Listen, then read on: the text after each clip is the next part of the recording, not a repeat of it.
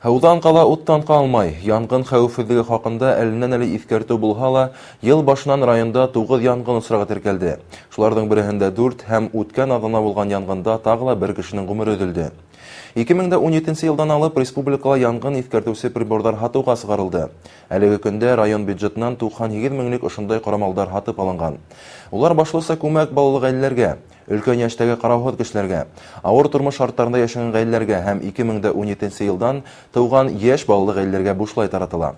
Был ҡорамалдарҙың хаҡы юғары түгел. Улар 280 һумдан 300 һумға тиклем барып баҫа. Үҙенең ғаиләһенең, йорт ҡураһының именлеген һаҡлайым тигән кеше өсөн был ҙур хаҡ түгел, ти белгестәр. Янғындарҙың сәбәбе кешеләрҙең шул пазар хәүефһеҙлеген үтәмәү арҡаһында. Шулыҡ тәмәке тартыу өйҙә, шулыҡ төҙөк булмаған электр приборҙарын ҡулланыу ауыл территорияһында. Печное менән мейесте дөрөҫ ҡулланмау, дөрөҫ яҡмау тигән ҡарауһыҙ ҡалдырыу, шулыҡ ваҡытта балаларҙы ҡарауһыҙ ҡалдырып сығып китеү. То есть әйтергә була, что сәбәп пазарҙарҙың, яңғындарҙың только кешеләрҙең үҙҙәрендә.